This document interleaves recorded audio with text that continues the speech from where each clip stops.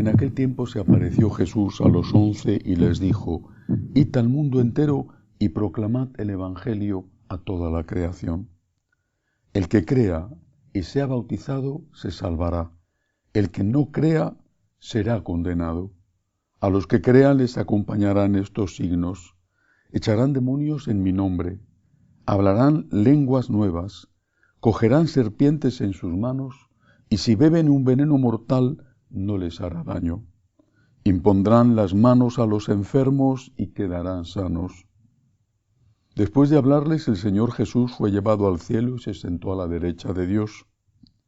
Ellos se fueron a predicar por todas partes, y el Señor cooperaba, confirmando la palabra con las señales que los acompañaban. Palabra del Señor. Gloria a ti, Señor Jesús. Hoy celebramos la fiesta de San Marcos, evangelista, discípulo de San Pedro, y seguramente de él recibió directamente algunas o muchas de las cosas que después escribió en su evangelio. ¿Por qué tenían esa fuerza, ese fuego, ese ímpetu evangelizador los primeros cristianos? Los apóstoles, por supuesto, incluido San Pablo, pero no solamente ellos. ¿Cómo es posible que en tan poco tiempo llegaran a tantos sitios y que después de la primera persecución de Nerón no se diluyeran, no desaparecieran, sino que por el contrario, a pesar de todo, siguieran creciendo? ¿Por qué? ¿Cuál era la causa? Es importante contestar a esta pregunta. ¿Por qué nos encontramos hoy en una situación completamente distinta? Falta en la inmensa mayoría ese fuego, ese entusiasmo por evangelizar. ¿Por qué motivo aquella gente estaba dispuesta a ser sacrificada, y no solamente las torturas horribles de los leones en el Coliseo o en el Circo Máximo de Roma, sino a ser esclavizadas y mandadas a las minas, que era una muerte en vida breve, porque morían apenas en 2 o 3 años después de aquel trabajo infernal? Ser vendidos como esclavos, a ellos, a sus familias. ¿Por qué? ¿De dónde sacaban esta fuerza, este fuego, este entusiasmo? Benedicto XVI, reflexionando sobre esto, decía que la pretensión, que resulta para algunos ofensiva, pero la pretensión de tener toda la verdad, la plenitud de la verdad, o mejor dicho, que la plenitud de la verdad nos tenía a nosotros porque la plenitud de la verdad es Cristo, esa pretensión, repito, que para algunos también dentro de la Iglesia resulta ofensiva, esa pretensión daba una enorme fuerza al cristianismo. Aquí está la verdad. No estoy predicando una verdad, mi verdad, una parte de la verdad. Ni siquiera estoy predicando una parte mejor de la verdad. Aquí está toda la verdad. Y esta pretensión, decía el Papa Benedicto XVI, cuando era todavía el teólogo Ratzinger, esta pretensión es la que marcaba la diferencia. Tengo la verdad.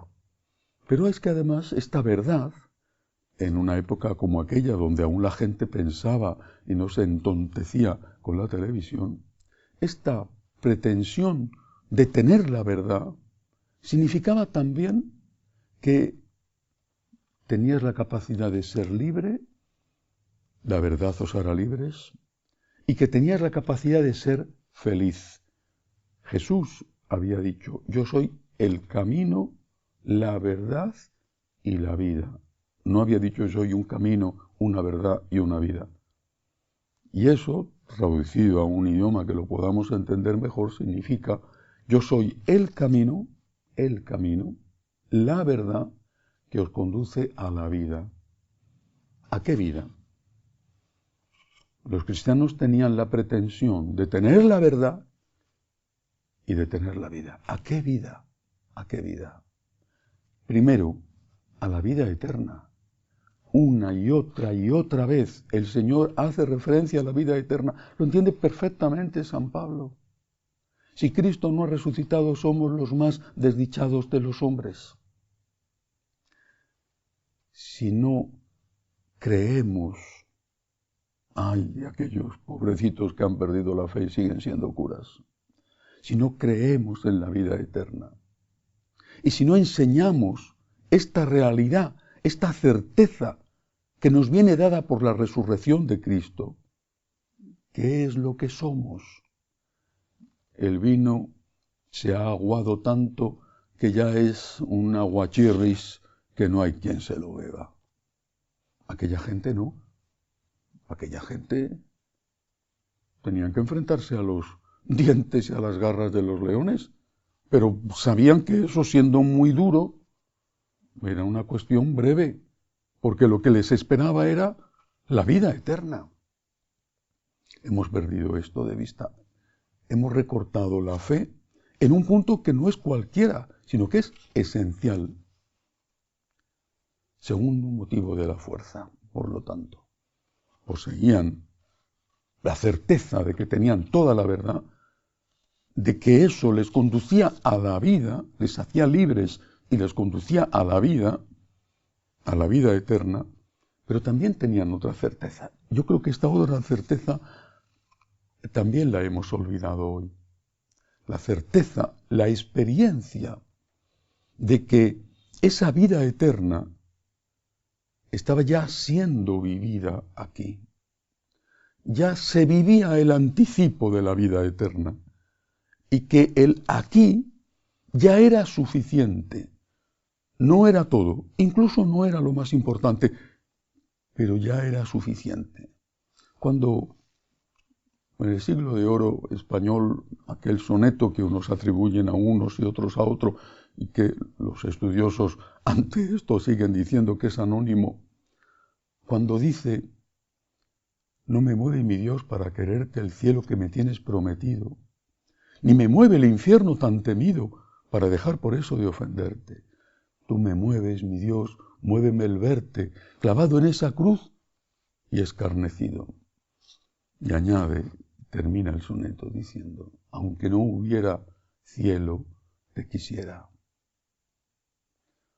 No me tienes que dar porque te quiera. Es decir, lo que nosotros experimentamos aquí ya es un anticipo de la vida eterna. Claro, lo experimentamos con enfermedades, con las consecuencias del paso de los años, con problemas económicos, familiares, problemas ligados al país donde vivimos. Es una especie de purgatorio en la tierra, ciertamente. A veces muy parecido al infierno, porque algunas personas viven ya un infierno en la tierra. San Pablo decía: estoy encadenado, pero la verdad no está encadenada.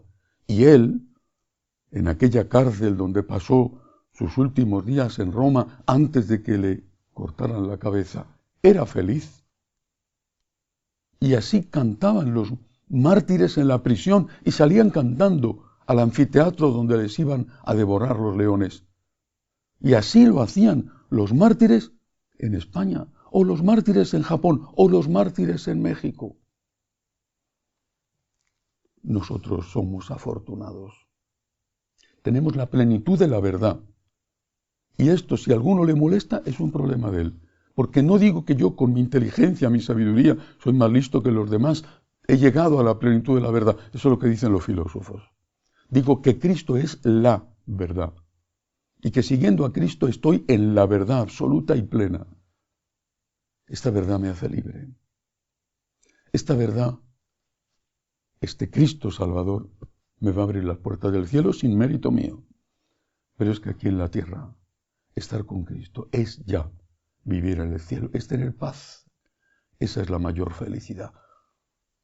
Y no se pierde, aunque estés enfermo, aunque seas pobre, aunque te veas perseguido por defender a Cristo y a la verdad. No se pierde. Y esta es la causa de su entusiasmo.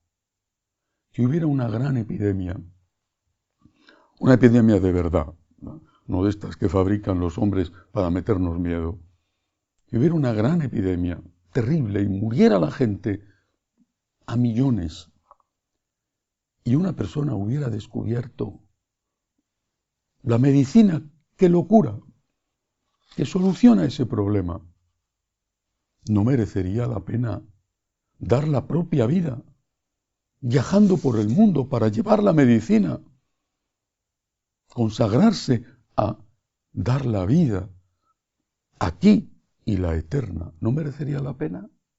Esto es el sacerdocio.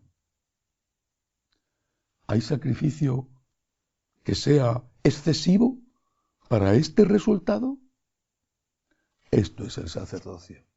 Esto es lo que entendieron los apóstoles. Esto es lo que hicieron los apóstoles, y no solamente ellos, sino aquella cantidad enorme de evangelizadores laicos en su mayoría, que eran comerciantes, eran marineros, trabajaban en los puertos y que rápidamente llenaron el imperio romano y fuera del imperio con el mensaje de Jesús. Entendieron que tenían la medicina, la verdad. Y entendieron también que era una responsabilidad de ellos